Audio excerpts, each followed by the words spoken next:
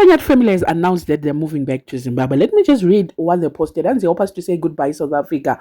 We are relocating. A lot of people are fed up. We are relocating. We are coming back. You already get out. Come back. Wongo yakana 1 month. Wodzokera food to South Africa. Let me show you what I mean. And every time 2 minutes, goodbye SA, goodbye Zim. Munogara piko him. Munogara mchi relocator every time. And chirungu chakakosha, every day you are relocating. It's never too late. Dzokerai kuskuru. Kana mashaya content dzokerai kumotanga kupema pane kungonyura sina basa always. You see what I mean? Vana vatombo believe ananyati vakati vakuda kudzoka kuno kuZimbabwe. Ini ndinoti I think kuvaka kwavanga vachitoita kukurumidza kupedza kwavaita kuvaka boy sky yavo kuHarare inyaya yekuti vada kusetla mumba mavo. Pesa pavaiti we are relocating toda kuzodai, so I think inyaya yekuti vanga vasina pavo chaipo pekuti muHarare I think vanga vachida kugara muHarare. Yes, kumusha vane musha, but kuHarare vakaenda vanenge vachiita from house to house, vakaenda kuwadzana, vakaenda kupi kwasekuru, vakaenda kupi. Saka I feel like ndofunga zvavapedza now kuvaka. It's now possible for them to move in their own house. Pane zvengoswera vachingotenderedza dzimba dzevanhu. Hanzi nemwe panapa munorelocate kangani pagore. Ananyati vaingoti vakangofunga kakuya kuno kuZimbabwe vakangoenda paOR pai yativa relocation to them.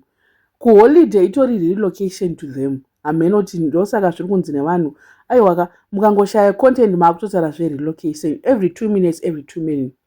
Hanzi since when muchingoenda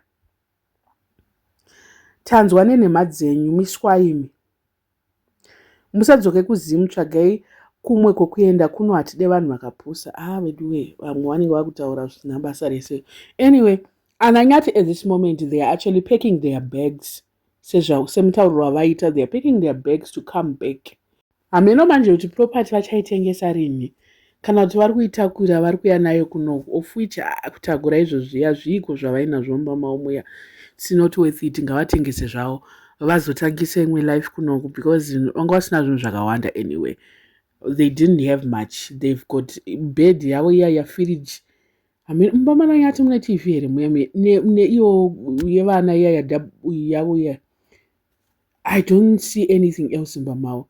Zvekuti vanogona kutozvitengesa kana kusira mumwe munhu zvinenge zvatoita zvakanaka. So let's just expect them from now. Vanenge vasvika vanenge vadzoka. Iye Joy achaona moto naamwene vake vaya kumusha uku. Naminoti zvinenge zvichifamba sei, but all the best. Chanongofarira zvangu ndechekuti Joy haasi kunogara naamwene, but problem ndeyaGilbert anoda mai vake every 2 minutes anenge achinogara. Anototi Joy iwo gara zvako, ini ndinogara namai vangu. Amai vake anovada zvisingatomboite, kumusha kwavo anokuda zvisingamboite kuzi akakurirako. So ipapo manje ndo panenge pachaitika kanoise kumba kwavo because Joy ndofunga anenge achitiwo anenge achidawo freedomo. Zvinobhoa akangogara ngwe naamwene all the time.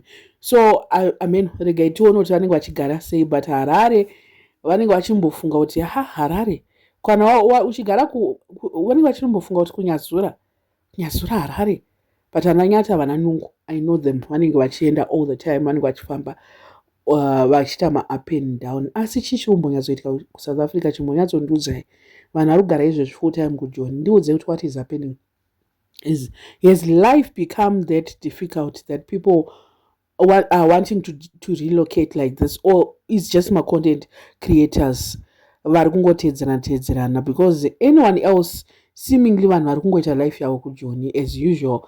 If muine vanhu vamunoziva vari kurelocate back, what is happening?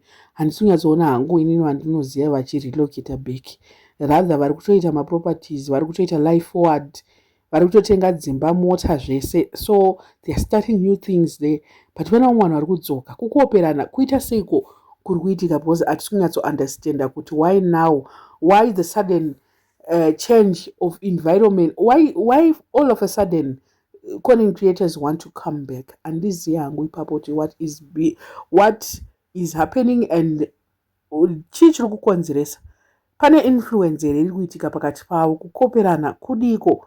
I mean regai tione kuti they're going to copy muno muZimbabwe macho because ananyati iyo monetization ndo yavanenge vachitoda, hapana chimwe chavanenge vachida.